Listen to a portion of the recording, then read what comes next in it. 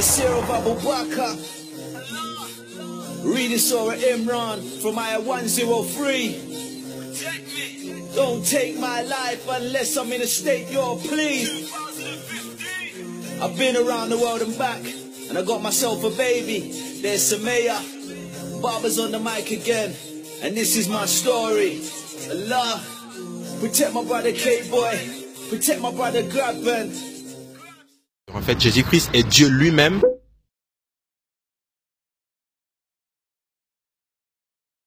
qui s'est manifesté dans un corps humain pour sauver l'humanité. Donc ça, c'est un des points. Un des points aussi, c'est que Jésus est bel et bien mort.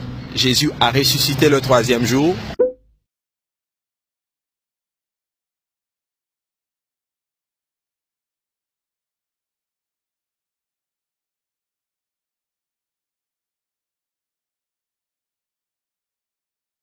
Et ça, c'est un des points qui m'a, parce qu'en islam, on dit que Jésus n'a pas été crucifié. Mais selon la chrétienté, Jésus a été crucifié et Jésus a ressuscité le 3e jour d'entre les morts, effectivement. Si on regarde la Bible, on peut. Est-ce que vous diriez que Jésus, il voulait être crucifié, ou est-ce que c'était contre sa volonté? Ça fait partie, dans le fond, du plan. C'est pas qu'il ne le voulait pas, c'est pas qu'il le voulait, mais il devait le faire parce qu'il devait verser son sang, pour que nous puissions avoir la vie éternelle, en d'autres termes. Pour répondre à qu'est-ce que certaines personnes disent, est-ce qu'il est nécessaire que du sang coule pour se faire pardonner? Absolument, absolument, absolument. La Bible déclare dans le fond que sans effusion de sang, il n'y a pas de pardon de péché.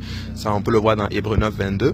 Et ça, c'est vraiment assez clair. La Bible est vraiment claire là-dessus. Et la Bible est claire que le salaire du péché, c'est la mort, en d'autres termes. Donc ça, c'est vraiment la loi de Dieu. Et la même Bible nous dit que tous ont péché et sont privés de la gloire de Dieu. Le problème, c'est que aucun sang pur ne pouvait racheter l'être humain. Donc Dieu lui-même, selon sa parole, déclare que sans effusion de sang, il ne peut pas y avoir de pardon de péché.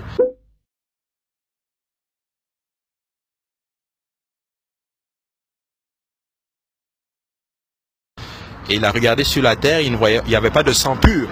Et vu qu'il est esprit et qu'un esprit n'a pas de sang, il a fait un corps dans le ventre de Marie. Et lui qui est esprit est venu habiter pleinement dans ce corps. Et il a conduit ce corps à la croix. Et c'est ce sang qui a été donné pour que nous puissions avoir le pardon de nos péchés. Qu'est-ce que tu répondrais si je te dis que Jésus, il est pas venu pour être crucifié? Qu'est-ce que tu répondrais à ça? Disons, vu qu'on sait qu'il voulait pas mourir. Parce que, comme on sait, dans la Bible, je sais pas exactement, peut-être tu peux me dire le verset, lorsque, juste avant le moment de la crucifixion, Jésus s'est retiré, il a prié à Dieu. Absolument. Il a prié à Dieu. Absolument. Il a prié à Dieu. Absolument. Il s'est prosterné, dans le jardin de Gethsémane, Jésus effectivement criait.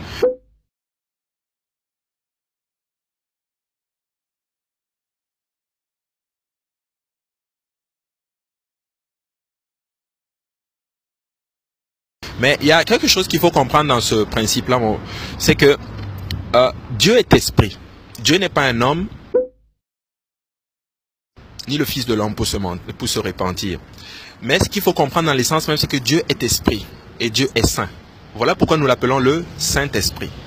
Maintenant, le Saint-Esprit, pour venir sur la terre, qu'est-ce qu'il a fait? Comme je le disais tantôt, il a revêtu de la chair, il s'est incarné en un homme. Donc, quand Jésus est venu, ce n'était pas le corps, la chair qui était Dieu, mais c'était l'esprit qui était dans ce corps qui était Dieu. Donc il était 100% homme et 100% Dieu. Donc effectivement, avant d'aller à la croix, la Bible nous enseigne qu'il est allé effectivement dans le jardin de Gethsémane pour prier. Et justement, en tant qu'humain, dans la chair, il a ressenti la douleur, il a ressenti en fait le mal que cela pouvait prendre. Et en tant qu'humain et dans la chair, effectivement, il ne voulait pas aller à la croix. Mais, qu'est-ce qu'il a dit? Non pas ma volonté, mais la volonté du Père. C'est-à-dire l'esprit qui était dans ce corps. Donc, en tant qu'homme, il ne voulait pas aller à la croix. Mais en tant que Dieu, il devait aller à la croix. En tant que Dieu, il devait aller à la croix. En tant que Dieu, il devait aller à la croix pour que toi, moi et tout le monde, nous puissions avoir le pardon de nos péchés.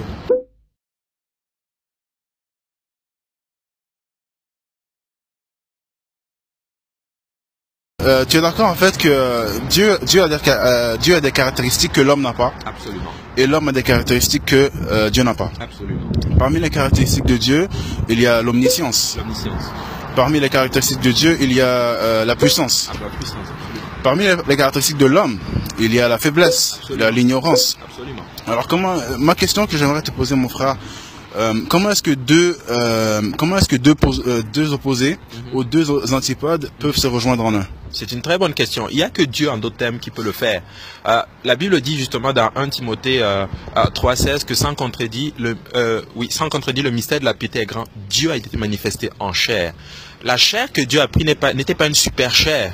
C'était une chair comme toi, comme la mienne, qui avait besoin de manger, qui avait besoin de dormir. Donc, dans cette chair, oui, il était limité. Il ne pouvait pas être partout. Alors que Dieu est omniprésent, par exemple, omniscient. Mais l'esprit qui était en lui était partout. Jésus pouvait rester là et savoir tout ce qui se passe dans le monde, mais le corps, la chair n'est pas là-bas.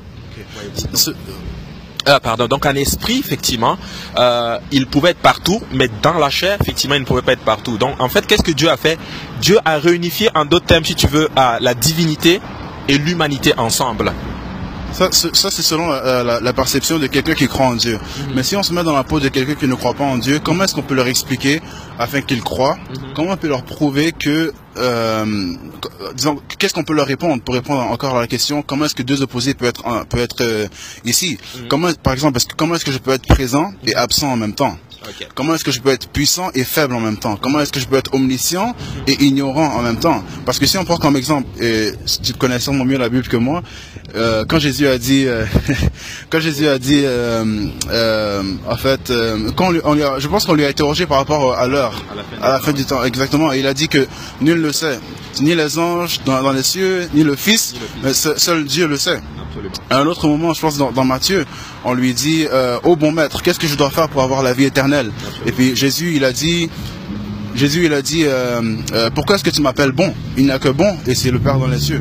Oui. Alors, comment on peut pour répondre à quelqu'un qui ne croit pas en Dieu? Absolument. C'est une très très bonne question par rapport à cela. En fait, ce qu'il faut comprendre dans ceci, c'est qu'il n'y a que Dieu qui peut être comme cela.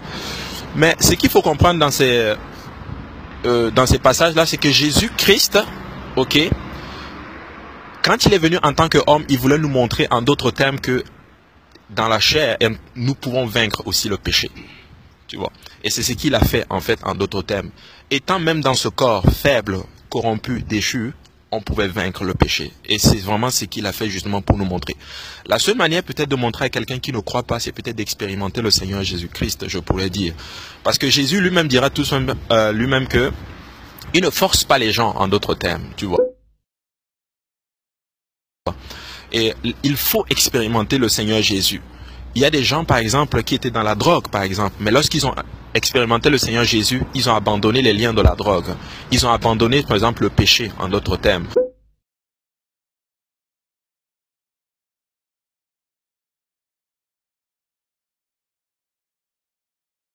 Donc, il faut juste l'expérimenter. Voilà pourquoi la chrétienté est vraiment je dirais plus, c'est beaucoup plus de l'expérimentation. Il faut expérimenter la puissance du Christ.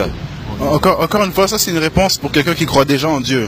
Mais comme je dis, pour quelqu'un qui ne croit pas en Dieu, comment est-ce qu'on peut lui prouver que deux opposés peuvent se rejoindre? Parce que lui va dire comme argument que comment est-ce qu'on peut être absent et présent en même temps? Et il aura raison, c'est un argument juste. Si on lui dit, il va nous dire comment est-ce qu'on peut être ignorant et savant en même temps? C'est une contradiction. Donc, encore une fois, pour quelqu'un qui ne croit pas en Dieu, qui ne croit pas en Jésus, comment est-ce qu'on peut lui expliquer ça avec un aspect non chrétien? Ouais. Ce qu'il faut comprendre, c'est comme je disais tantôt, il faut vraiment pas oublier les deux natures en fait du Christ. Quand vous regardez les Écritures, tu vas te rendre compte que Jésus-Christ pardonnait les péchés des gens. Mais, amen. Et nous voyons que l'homme ne peut pas pardonner les péchés d'une personne, tu vois. Donc cette nature humaine qui est faible, comme tu le disais tantôt, ne peut pas pardonner les péchés de quelqu'un. Mais Christ, Jésus pardonnait les péchés des gens, et ça c'est la nature divine. Encore une fois, ça c'est dans la Bible, ça c'est selon la Bible. Ça c'est l'argument sur l'aspect chrétien. Maintenant, encore une fois, ok. J'en viens justement. Et la deuxième chose aussi, c'est par rapport aux promesses que le Seigneur a données. Il dit dans sa parole, par exemple, il disait par exemple aux apôtres d'aller attendre le Saint-Esprit. Ok? Vous recevez le Saint-Esprit, vous allez parler en d'autres langues. Ok? Pour quelqu'un qui ne croit pas, et on a vu des gens qui ne croyaient pas, qui ont reçu le Saint-Esprit, comme Jésus l'avait dit, et qui ont parlé en d'autres langues. Donc, ces personnes-là, justement, qui ne croient pas au Seigneur, la seule façon pour nous de leur prouver que cela est vrai, c'est tout simplement notre témoignage. Ça, c'est la seule preuve que vous avez, le témoignage?